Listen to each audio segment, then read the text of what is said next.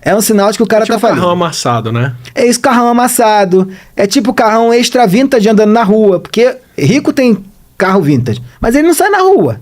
Fica lá na garagem. Se tu tá andando com essas Mercedes, igual a gente vê em São Paulo, vamos dar uma Mercedes, né? Muito antiga, em movimento, não é afetivo, né? Ele tá precisando daquele carro para ir ao mercado. Então, esse negócio é sinal claro dos falidos. Os falidos, eles são centrais dentro da economia brasileira, porque assim, eles retratam de maneira muito clara o apego que a gente tem às coisas. O fulano não abre mão. Primeiro ponto para você ver, que da casa são mais visíveis, mas a primeira batalha que uma família que foi rica começa a ter na medida que entra numa fase de decadência é o barco. Pro cara deixar de pagar a vaga do barco, ele cortou, ele tomava, sei lá, o whisky Blue Label, ele tá tomando Red Label. Assim, abrir a mão do barco, do seguro do barco, do cuidador do barco, da estilista de banco de barco, que tem isso, a mulher que separa, não, esse aqui é um cor específico, não sei o quê. A tendência do verão. A tendência do verão. Trocou de barco. Esse é um negócio absurdo. Então os falidos, eles não se livram das coisas. Não se livram. Ficam com aquele negócio lá, porque eles acreditam que as coisas ainda vão colocar eles em algum lugar. Eles acreditam que o relógio Rolex vai mudar a vida dele. Ainda estão contando com essas pontes, né? Eles estão contando com essas pontes. Porque na medida que ele se livra daquilo, ele é esquecido. E aí eu queria entrar numa outra coisa, que é da sinalização e da contra-sinalização, assim. Porque dentro desse espírito, né, então para você parecer chique, você tem que trazer isso, mas tem que ser na medida, tem que ser na hora certa, tem que ser tal coisa. É que nem a história da cárie, que numa sociedade muito pobre, você ter cárie significa que você é rico, porque você pode comer doce. E já numa sociedade minimamente bem, você ter cárie é sinal de que você é pobre, porque você pode comer doce, mas não pode pagar o tratamento dentário. Quando a gente vê o pessoal, por exemplo, seguindo hábitos de ricos, né? Que horas que a pessoa acorda, quando que ela trabalha, quando que ela faz isso, aquilo, fulano joga golfe ou não sei o quê. Elas não podem estar, às vezes, se inspirando ou tentando seguir sinais que, na verdade, são contraprodutivos, tipo, golfe, por exemplo. Vou já tá rotulando aqui golfe de ostentação, mas para você jogar uma partida de golfe, você tem que ter várias horas do seu dia disponíveis para fazer aquilo. Para alguém rico, para mim olha, eu tenho tanto tempo e tanta gente cuidando das minhas coisas que eu posso passar meu dia aqui fazendo isso. Para alguém que quer ser rico, fazer a mesma coisa é o pior, que a pessoa está desperdiçando um tempo que ela podia estar fazendo outras coisas. Ou chegar atrasado na festa, né, que é super chique, mas é chique para quem todo mundo na festa já conhece. A gente tem esse lance de, tipo, sinais que as pessoas dão como riqueza e que para um grupo que não tá na mesma camada de privilégio, são contraprodutivos e mesmo assim a gente imita. A gente imita sempre. A mimética é um elemento fundamental do aprendizado social, e quando a gente está falando de distinção de classe, é mais do que nunca importante. E é fundamental. Eu brinco sempre que pra gente ser alguma coisa, você tem que contar pros outros primeiro que você é. Nesse empreendimento, né? Às vezes a tua estratégia de muito sucesso, às vezes é muito fracassada.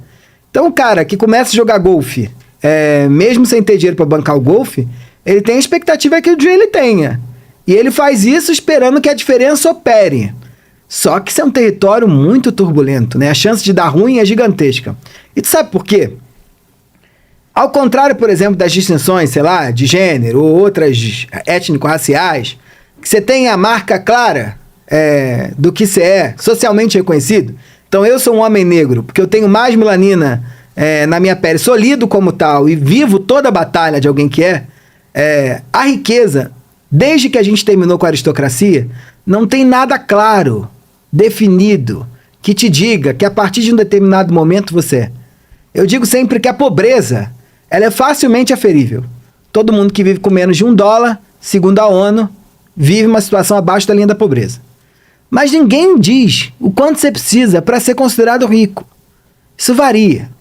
Então essa gente, eles têm uma batalha cotidiana de provar para os outros o que eles são, ou seja, serem reconhecidos como tais, sem poder dizer. Ainda mais aqui que a gente não pode falar de Ainda renda, mais né? aqui. Então é um negócio dificílimo. E nesse lugar tem sempre caminhos escabrosos aí, né? Difíceis, né? Você anda sempre numa areia movediça. Às vezes tem pedra embaixo, às vezes você afunda. E todo mundo vive isso. Todo mundo.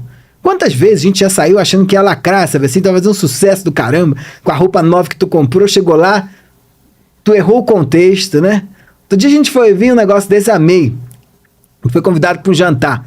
Eu tava acostumado a ir na casa da minha amiga, um dia normal, gente, ela na beira da piscina. E ela tinha mais 50 e poucos anos assim, vem de uma outra geração. Um dia, nunca tinha vindo em São Paulo um negócio desse. Um dia ela deu um jantar para uns amigos. E eu fui convidado. Eu achei que eu ia encontrar a mesma casa. Da hora do almoço, que eu vou no domingo na piscina. Não, era um jantar burguês clássico aqui. E aí no jantar burguês, é meia luz na sala, né? Os móveis estão todos organizados, as empregadas estão de uniforme, todo mundo passou no salão antes, então ela tava com o cabelo maquiada, um vestido preto, de traços assimétricos. E eu cheguei com a minha roupinha de domingo à tarde. Eu já tinha ido na casa dela à noite. Ficou claro que eu estava fora de contexto, né? Isso é difícil a beça. Isso é muito difícil. Só eu estava fora de contexto porque só eu não estava acostumado a ser convidado para aquele tipo de jantar. Então essa batalha é uma batalha diária, difícil a beça, porque a gente está sempre agindo sem saber se vai ter eficácia na nossa ação. Então é tateando de olho fechado. Numa guerra.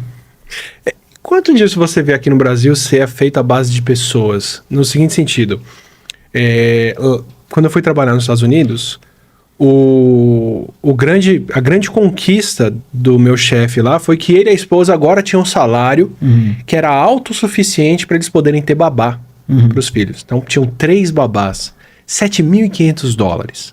Assim, mesmo para quem ganha em dólar, é muita grana para conseguir bancar gente assim lá. Porque eles tinham um monte de criança e tinha 2 turnos, não sei o que. O resultado eles trabalhavam muito mais para ver os filhos muito menos, para poder gerar essa roda. Aqui no Brasil não, é muito mais barato você ter gente te servindo, fazendo as coisas, montando. Quanto você vê da ostentação aqui, ou dessa sinalização, não ser pelo consumo de bens, mas ser pelo consumo de serviços, de quem vai fazer o seu cabelo, a sua maquiagem, manter sua casa limpa, deixar a roupa de cama passada, essas coisas. E aqui no Brasil ela opera um pouquinho diferente dos Estados Unidos, tá? O que eu tenho sempre dito é que um dos traços mais recentes dessa ostentação ou dessa marcação de diferença nas elites brasileiras é a ideia de uma vida ocupada. Tá? Então, é clássico, você vai viver isso aqui. Quero levar o fulano. O fulano é muito importante. O fulano não tem agenda. Fulano às vezes está coçando o saco em casa, tá tranquilaço. Mas ele diz, olha, Tilo, eu queria muito, mas eu não tenho agenda. Se você acha que alguém é importante, aquela pessoa tem agenda, você já fica desconfiado. Será que ela tem agenda mesmo? Ela mesmo? Será que ela é importante desse jeito mesmo? Fulano não tem agenda. Então a gente gera essa vida da ocupação. Eu te juro, não fazia ideia que você ia falar isso, mas eu acho muito mais fácil entrevistar um mega especialista internacional pro meu programa na TV Cultura do que entrevistar especialistas brasileiros. É muito mais fácil de conseguir um aceite e a pessoa no dia seguinte tá dando entrevista do que chegar em alguém aqui. Muito ocupado. Eles precisam dizer pra você que eles são ocupados. Eu sei porque eu convivo com essa gente, esses grandes especialistas brasileiros, e é interessante que tem um que eu conheço que o povo levanta quando ele chega e já antes dele começar a falar assim, não vou tomar seu tempo porque eu sei que você é muito ocupado. Essa ostentação desse tempo faz com que eles precisem de muitos empregados. E aí é decisivo esse negócio. O cara quer muitos empregados para poder dar conta disso. Tem uma entrevista, e aí posso citar porque é pública, se eu não me engano foi na Casa Vogue da vida, o Sig Bergamin, que é um grande arquiteto, né? Importantíssimo, reconhecido no mundo todo. Ele diz que ele gostava mais de trabalhar no Brasil, ele tem casa em Paris, Nova York, sei lá onde, porque aqui ele tinha muita ajuda. E muita ajuda são os empregados, para dar tempo para ele criar. Não se preocupar com as coisas cotidianas. Outro elemento importante que é decisivo aqui é a secretária. A secretária, se você tem uma secretária, é um sinal claro de que você é muito ocupado.